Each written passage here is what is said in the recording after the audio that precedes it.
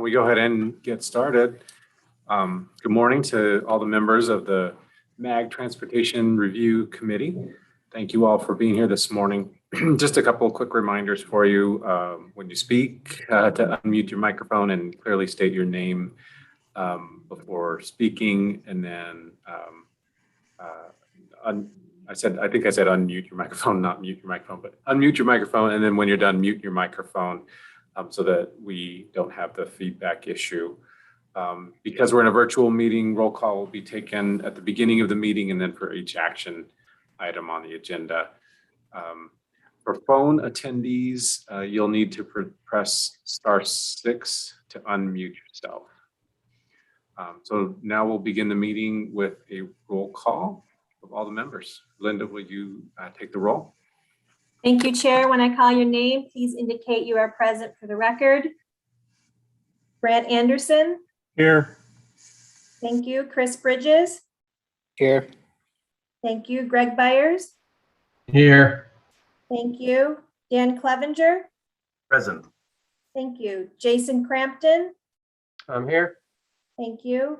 Jorge Gastelum. Here. Thank you. Henry Ikwa. Present. Thank you. David Janover. Here. Thank you. Scott Lowe. Adina Lund. Here. Thank you. Hal Marin. Gabriel Elias. Here. Thank you. Greg McDowell. Here. Thank you. Mark Melichenko.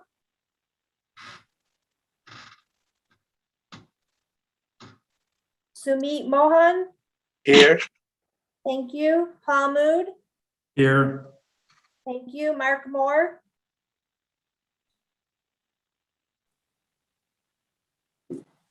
Eduardo Rodales. Here. Thank you. Christopher Salas. Woodrow Scouten. Robert Yabez. Here. Thank you. Ed Stillings. Here. Thank you. Bob Thaxton. Here. Thank you. Kristen Teitler. Here. Thank you. Christopher Wanamaker. Mike Weber. Here. Thank you. Troy White. Here. Thank you. Steve Wilcox. Here. Thank you. Herschel Workman. And RJ Zetter. And Chair, you are here. We have a quorum. Thank you, Linda. All right, so we'll move on to item 2, the call to the audience. Opportunity for the public comment on the agenda was provided ahead of the meeting. My understanding is we did not receive any comments. Chair, that is correct. No public comments have been received for this item or any other item on the agenda. Great, thank you, Linda. All right, so we'll go to item 3, which is the update, the Planning, Transportation Policy and Planning Director's Report. Tim Stroh is going to provide that update for us. Tim? Thank you, Mr. Chair, members of TRC. Hope everybody's doing well and enjoying their warm summer. I've got a few updates for the group this morning before we dive into the agenda. I would remind the group that a memo was sent out to the committee on August 2nd regarding the Regional Competitive Programs 2021 call for projects.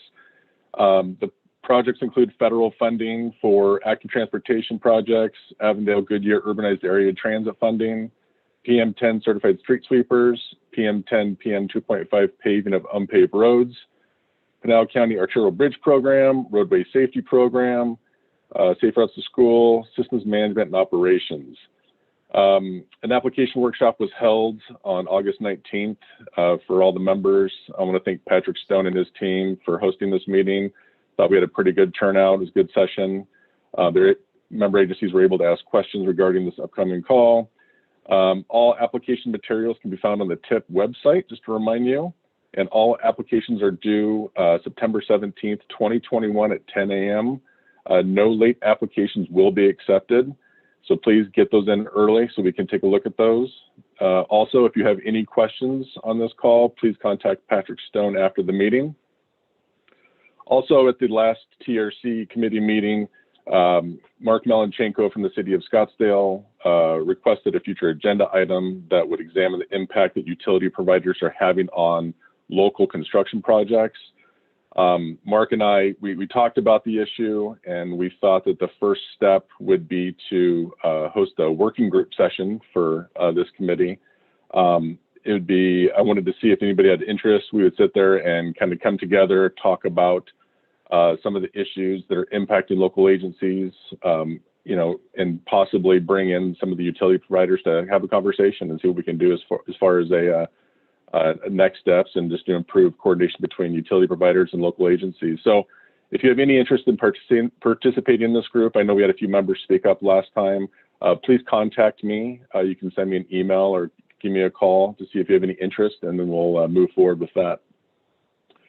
The next item I have for an update is Margaret Herrera, MAG Transportation Safety Program Manager, wanted me to remind the committee that there's an open call for projects for the fiscal year 2022 local agency safety studies. The call opened up on July 1st, 2021, and applications will be accepted until March 1st, 2022. There's $100,000 is available for local agency technical assistance for safety studies to identify safety improvements. Studies are conducted using MAG Safety On-Call Consultants. More information and downloadable application materials can be found at azmag.gov/LASS, L-A-S-S. Please contact Margaret Herrera after the meeting if you have any questions. Mr. Chair, that completes my update. Great. Thank you, Tim. Appreciate the update. Does anyone have any questions for Tim? Okay, seeing none, I will move to item 4, which is the approval of the consent agenda. Items 4A through 4C include the approval of the July 22nd, 21 meeting minutes. The 4B is the Transportation Improvement Program project change, and 4C is fiscal year 22 Design Assistance Program. Does anybody want to pull out any items or have any questions on items on the consent agenda?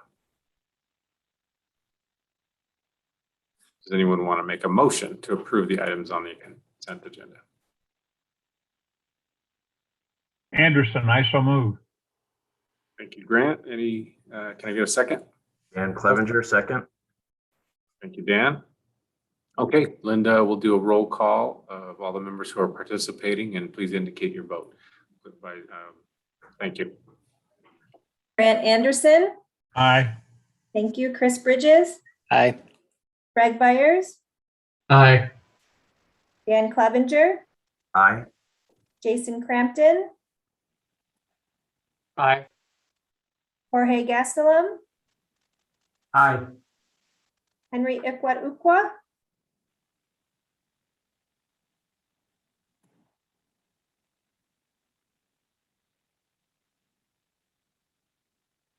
I know he's here. Okay, we'll come back to him. David Janover. Aye. Thank you. This is Adina Henry. Lund? This is Okay. Henry, and it's I. I was looking for my unmute button. Thank you. Adina Lund. Aye. Thank you. Gabrielle Elias.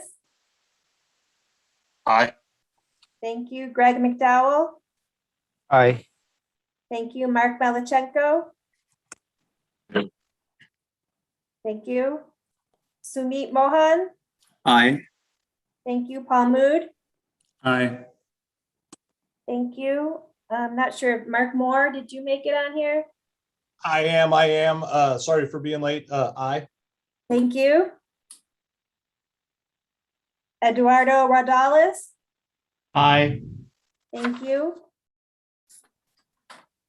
Robert Yabez. Aye. Thank you. Bob Thaxton. Aye. Thank you. Kristen Teitler. Aye. Thank you. Mike Weber. Aye. Thank you. Troy White.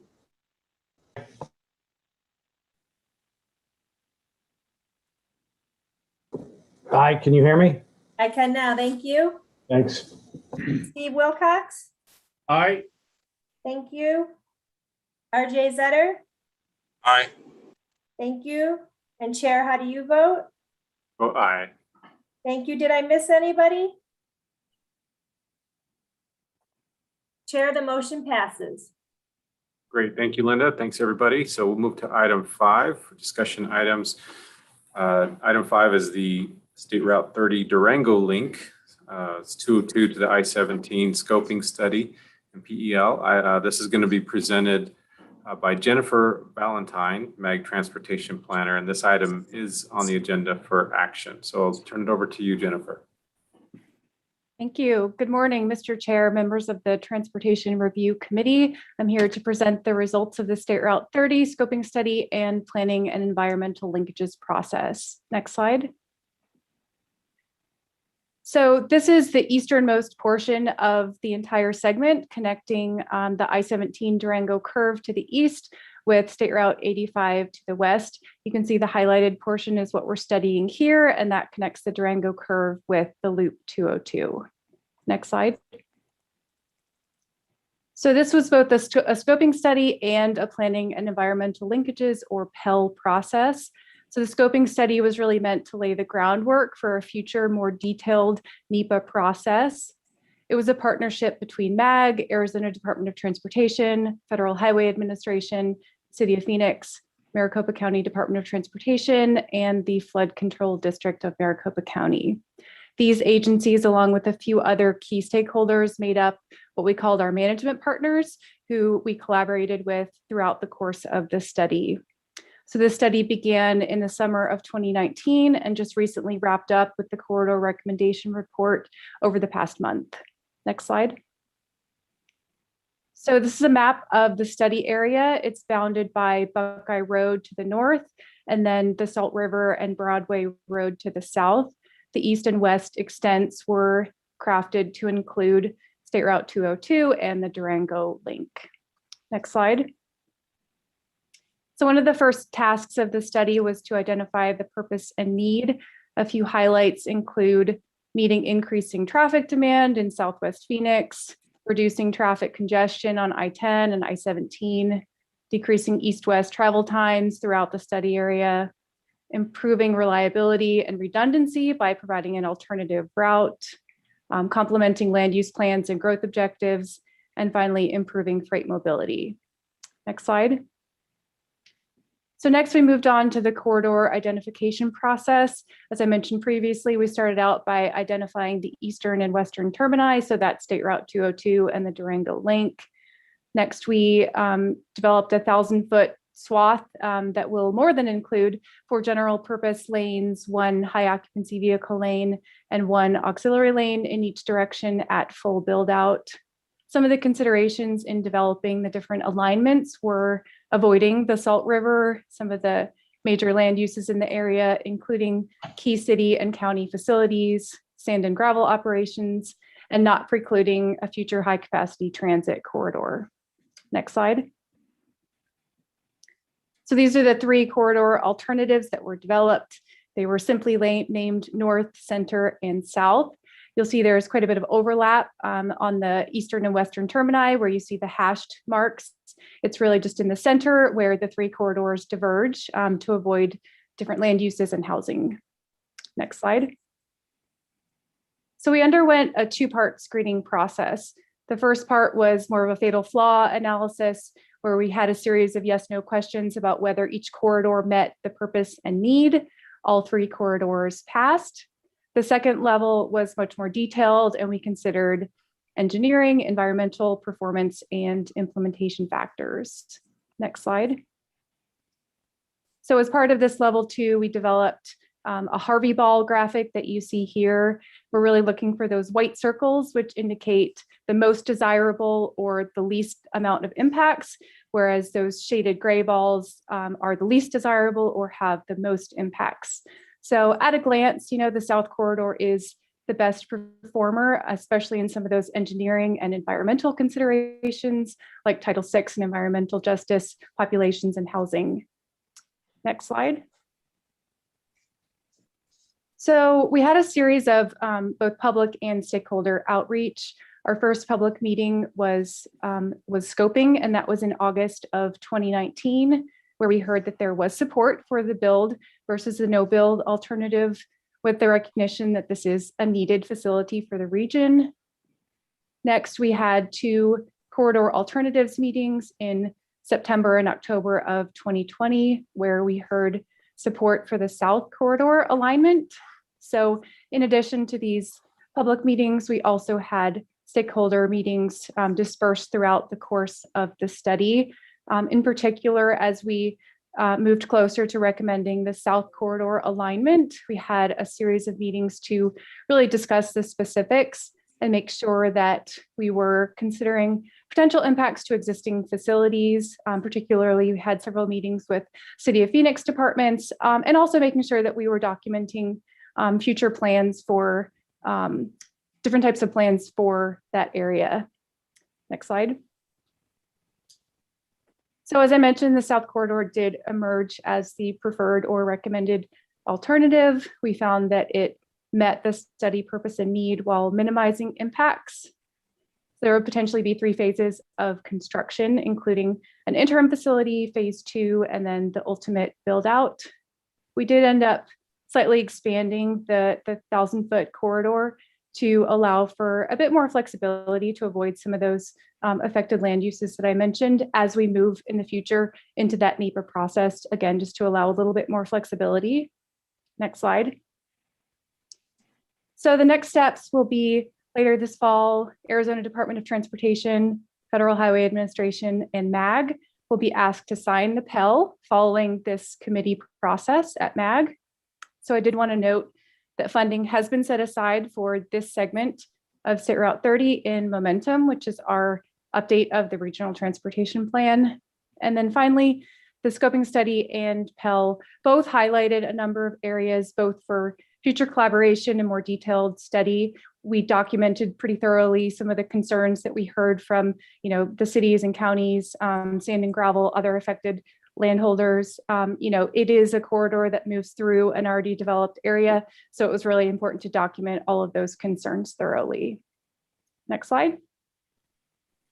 So just a reminder, the recommended action for today is recommended acceptance of the State Route 30 Durango Link Corridor Recommendation Report. That concludes my presentation. Happy to answer any questions. Thank you, Jennifer. Any members of the committee have questions? Comments? This is Jason, City of Chandler. Jennifer, can you remind me what phase in the Momentum plan this is set to occur? I don't know that off the top of my head, but Audra is here and she is the expert on all things Momentum. Mr. Chair, I was going to say this project is scheduled in phase 4 of Momentum. Thank you. Thank you, Tim. Any other questions? Okay, so my only comment would just be that I appreciate the acknowledgement of the work with the City of Phoenix and all the opportunities for input that we were provided. There was even mention in the report itself of the potential impacts and the work that still needs to be coordinated with the City of Phoenix. And I would also just emphasize the efforts underway and the vision that's there for the restoration of Rio Salado and Rio Oeste, along with a lot of plans for redevelopment along the banks of the river, and so just acknowledging that there's still more work and coordination that would need to go into determination of that final alignment, just to make sure that it corresponds and works with the plans for what Phoenix often calls as Rio Reimagined.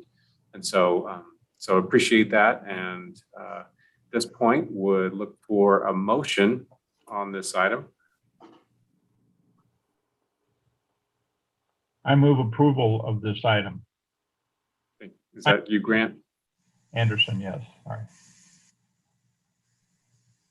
And can I get a second? This is Dave Janiver. I'll second that. Thank you, Dave. All right, so we've got a motion and a second for approval. And let's do a roll call, Linda.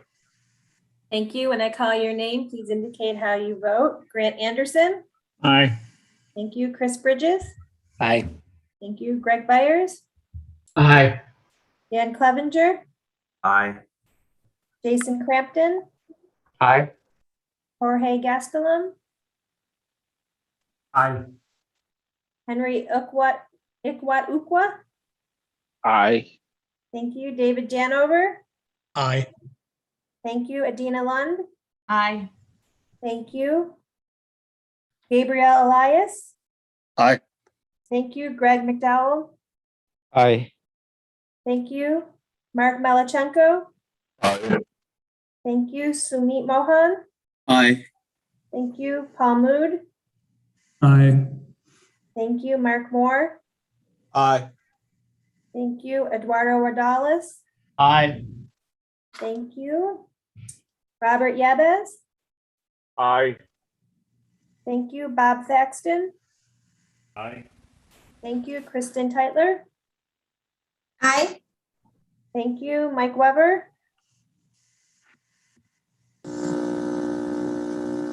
Aye. Sorry. Thank you. Troy White.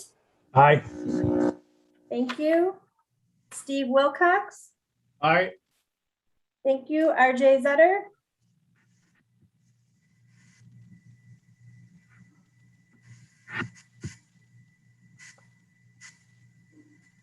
RJ, you there? Aye. Thank you. And Chair, how do you vote? I vote aye.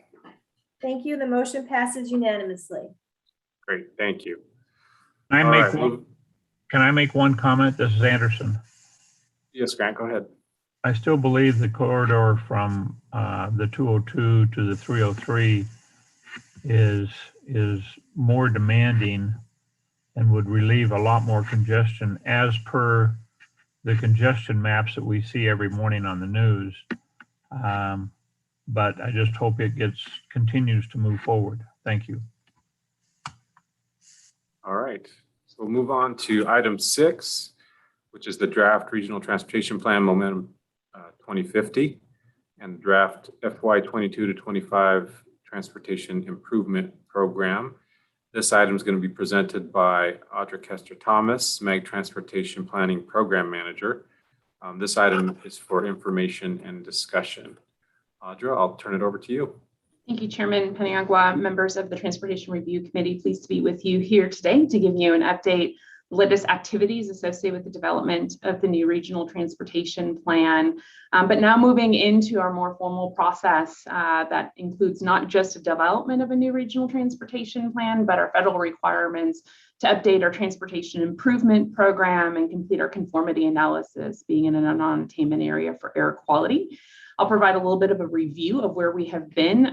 Lots of hard work this summer, notably with your mayors, and talk a little bit about what not only the rest of this year looks like, but into 2022 as we work with our legislature as partners to enable a continuation of the sales tax to bring to Maricopa County voters next November. Next slide. So as I mentioned, we'll talk a little bit about our process in building momentum, our performance-based evaluation process, the proposed investment plan where we've landed as of this summer. We'll also talk about the planning and policy elements, specifically how the RTP, TIP, and conformity analysis interplay. And then again, as I mentioned, talk about next steps. Next slide. So building our new blueprint, momentum. Next slide. This is the performance-based evaluation process. We are required by both federal and state statute to develop a plan that's performance-based. This took approximately 18 months, starting notably with all of your help in development of a needs catalog that now contains over 1,500 different projects for our region. We've gone through this stepped approach ultimately to land to the investment plan that was unanimously adopted by Regional Council this summer. Next slide. As you'll recall, back in May, when I last visited with Transportation Review Committee, it presented our 4 different scenarios. As part of our technical process, our responsibilities here at MAG, we developed feasible alternatives to help inform the ultimate decisions for the investment plan. We felt it was really important to demonstrate that there are different transportation alternatives to our policymakers, but also consideration for different funding levels. The needs catalog, your work in particular last 18 months or so, have demonstrated almost 3 times as much need in this region as there is available revenue. So we presented not only 2 scenarios at a continuation of a 1/2 cent dedicated sales tax for Maricopa County, but also what else we could deliver if we increase that tax up to 1 cent, the same authority all other counties in the state of Arizona already have. We presented these 4 scenarios through our committee process to the public and then ultimately to our policymakers. At the end of May, Transportation Policy Committee gave us the direction, next slide, to start with the system optimization 1/2 cent scenario. We were able to prove and demonstrate that we were able to squeeze more operational value out of our system using technology, bus-based solutions, as well as continued operational improvements of the system itself. Next slide. We were given the direction, however, to go back out with our member agencies, identify anything that was missing in terms of high priorities of that 1/2 cent system optimization scenario. And we're given the authority to consider something that may be over a 1/2 cent or perhaps a different term length of the tax. We have traditionally always considered a 20-year term. That's what Proposition 300 and 400 have been, but we were given the authority to consider something different from that. And so we did. We went back, worked with all of you to identify any remaining priorities from your perspective that were left out of that system optimization 1/2 cent scenario, and then came back after Memorial Day with 2 alternatives. A 6/10 cent scenario that totals about $31 billion over a horizon of 20 years, or continuation of a 1/2 cent scenario, but for 25 years. This doesn't change cash flow. It's the same amount of revenues coming into the region. We're just committing another 5 years worth of projects to the horizon. Next slide.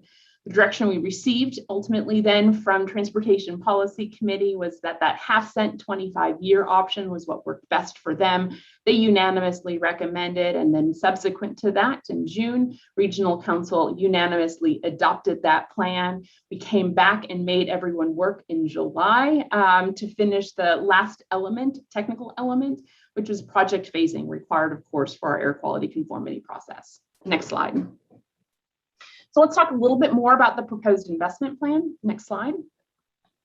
You'll see here, as is custom, we put all available revenues available to the region as part of this process. The sales tax at a 1/2 cent for 25 years is projected to bring in approximately $19.5 billion in revenue. When you add in then our formula funds coming from the feds, as well as our share of the State Highway User Revenue Fund, again, that's traditionally being referred to the gas tax, although it is less than 50% of vehicle gas fees coming into that revenue mechanism. Our total portfolio of available funding is about $36.7 billion. Next slide. This is the map of those high capacity investments that are included in the unanimously adopted investment plan.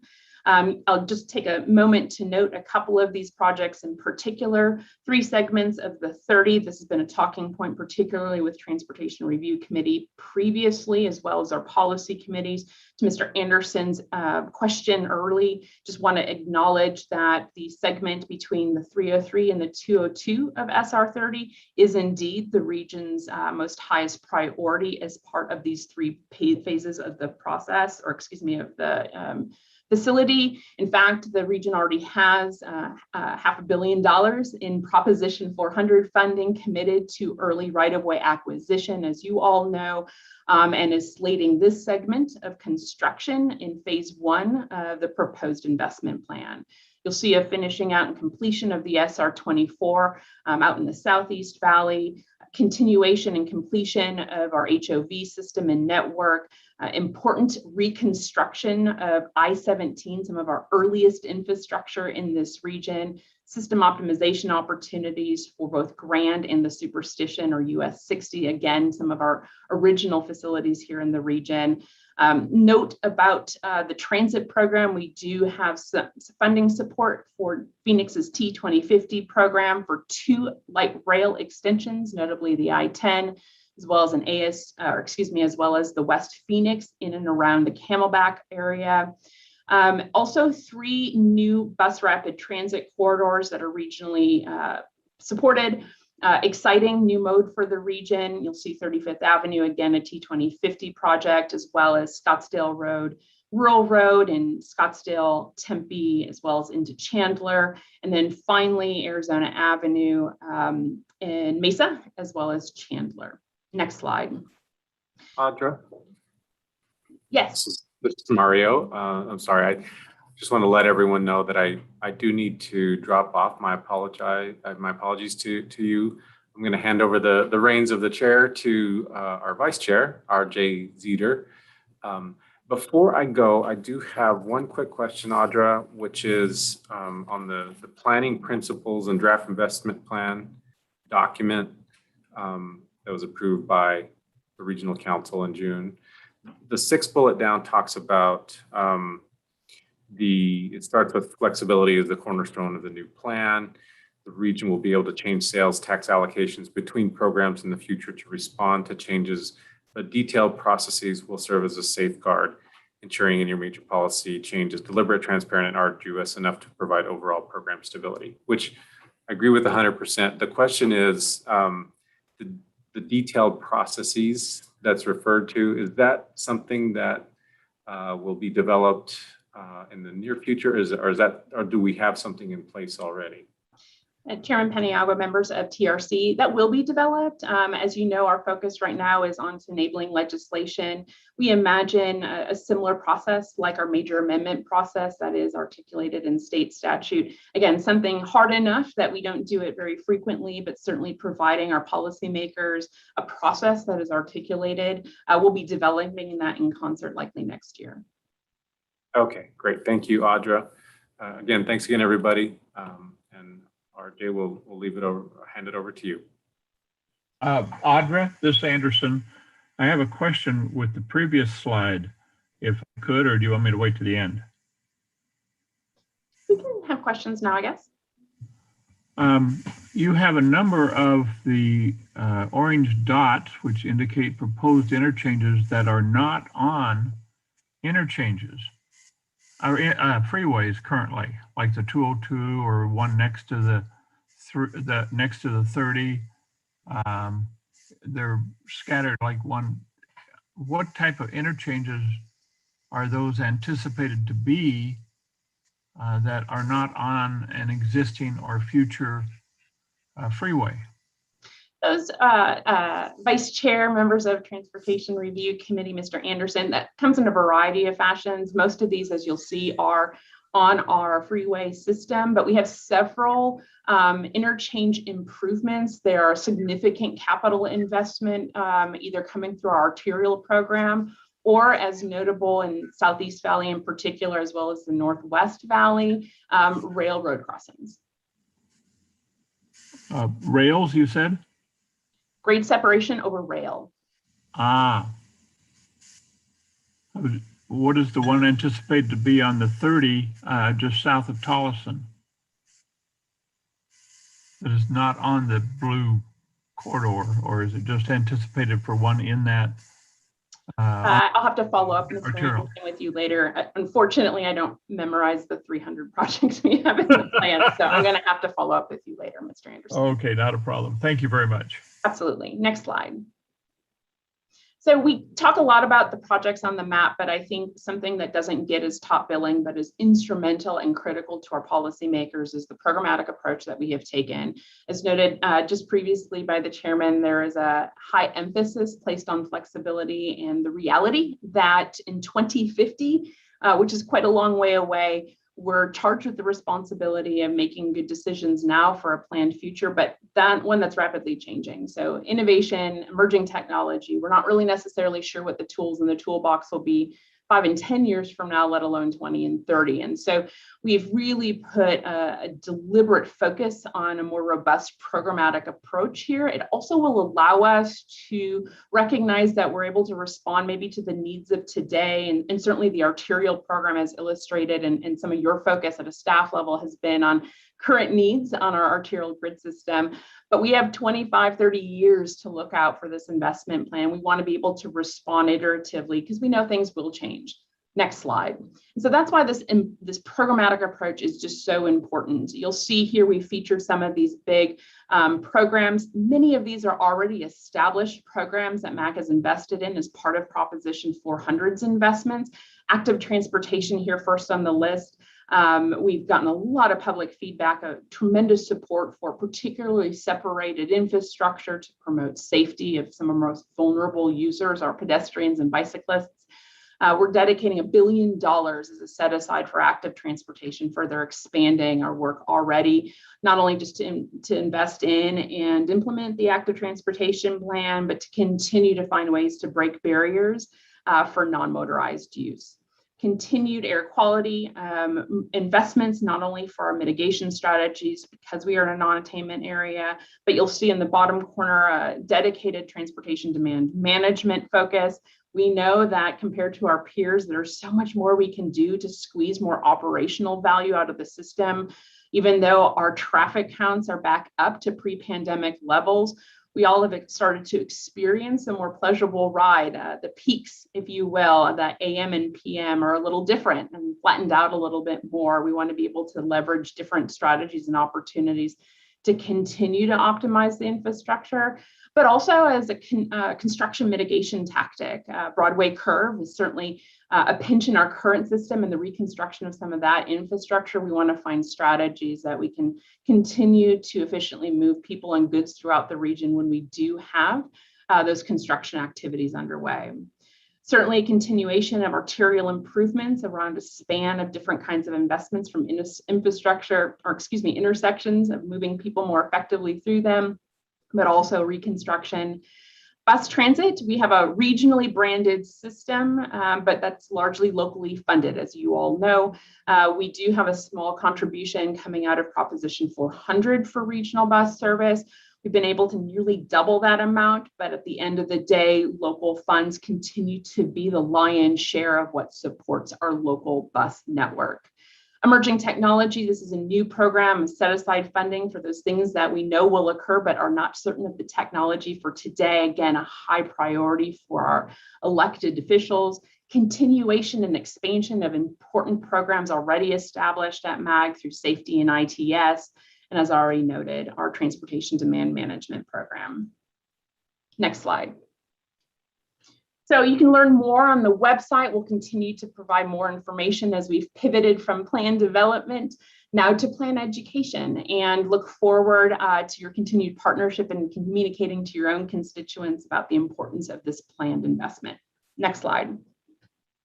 So again, the intersection of planning, policy, and conformity, and the related activities associated with the federal requirements for metropolitan planning organization. Next slide. So while we've just focused on the investment plan associated with Maricopa County's extension of a 1/2-cent sales tax, keep in mind our federal responsibilities are to develop a long-range plan for the entirety of our planning area, as well as a transportation improvement program. The RTP is intended to be a long-range vision of planned investments. It has to be at least a 20-year lookout, and it focuses on those regionally significant investments, projects, and programs to help move people and goods through the region. The Transportation Improvement Program is a short-range list of projects. The horizon has to be at least 4 years, including all regionally significant projects, regardless of the funding source, and by definition serves as the first 4 years of the regional transportation plan.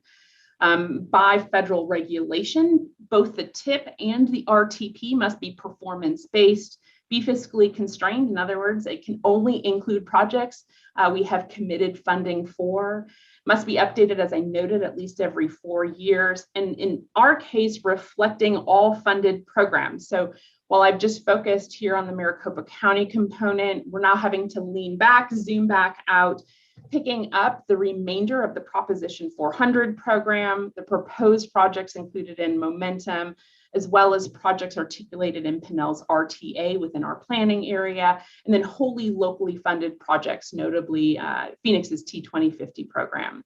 And of course, all of this has to meet air quality conformity. Next slide. You'll see here an illustration of some of the complexity associated now with this job of putting together an RTP and a TIP. You'll see on the top are different funded programs. Proposition 400, we have 4 years remaining. As you know, that revenues conclude in December 31st of 2025. Our proposed extension would carry on 25 years beyond that, starting January 1st and out to 2050. You'll see then below it are instruments, our planning instruments for which we'll be delivering the TIP fiscal years 2022 through 2025, and that's a 4-year TIP, as well as the RTP covering a horizon out to 2050, mirroring our proposed extension. And you'll see here illustrative of the TIP serving as the technical first 4 years of the RTP. Next slide. So next steps, next slide. You're familiar with this schedule. We're square in the air quality conformity process, working with our transportation modelers as well as our air quality modelers and pulling together these final documents. Next slide. Specifically, where we're at in the process is the development of the plan, TIP, and conformity. We will be going out for our final public comment phase, a 30-day public comment phase, starting in September. As you saw in your agenda packet today, our planned opening of that comment period is September 13th. We'll be including all of you on that distribution of when that notice is sent. And for 30 days, we'll open it up for any comments from the public on either the TIP, the RTP, or the conformity analysis. We'll then bring back through for adoption the TIP and RTP as well as conformity in the November and December cycle. As you'll recall, our policy cycle over the holidays is split over these 2 months, starting with Management Committee and TPC in November, and then ending at the beginning of December with what we hope is a real celebratory opportunity for the adoption of the Regional Transportation Plan. We will then be waiting on federal determination that we have, in fact, meet air quality conformity, likely to come within the months just following. Next slide. So I've talked about this before. We're several marathons inside another marathon. While we've made a lot of good work and certainly worked specifically with our member agencies over the course of the last weeks, months, quite frankly, years, we still have a lot more work ahead, and our attention now turns to enabling legislation. By way of reminder, we do not have the authority to go to our voters in Maricopa County for an extension of the half-cent sales tax. All other counties in Arizona do. So we'll be seeking that authority in the 2022 legislative cycle, then coming back when successful, the hopeful placement of that initiative on a ballot in November. Next slide. I do want not to lose this opportunity to thank member agencies. This has been a tremendous partnership. We don't take lightly the unanimous votes coming out this summer, not just from Transportation Policy Committee, but of course by Regional Council. We know you've been staffing your mayors well. We appreciate your partnership, working throughout the week, late nights, weekends with us, in coordinating, especially over months that often people take vacation for. So we don't take that lightly. Certainly want to express our appreciation, notably to past chairwoman, Mayor Guy Ago, who led this entire process with grace and really an attitude of bringing folks together. We're really proud of the unanimous decisions and just want to reflect and appreciate member agencies and your leadership for your partnership in this important endeavor. Mr. Vice Chair, that completes my presentation. I'd be happy to answer any further questions. Thank you, Audra. Are there any comments or questions regarding the presentation?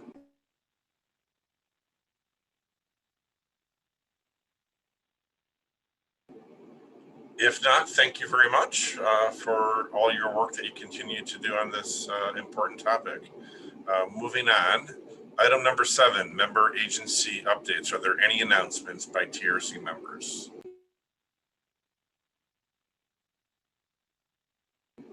No announcements, thank you. Item number 8, requests for future agenda items. Are there any requests by a TRC member for a future agenda item?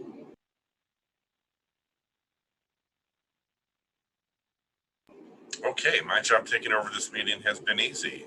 On to adjournment. Thank you all for participating. Our next meeting is scheduled for Thursday, September 23rd at 10 a.m. with no further business. This meeting of the MAG TRC is adjourned at 10:45 a.m. Thank you, and everybody enjoy the long Labor Day weekend next week. Take care. Thank you all. Thank you, RJ. Thank you. Thank you.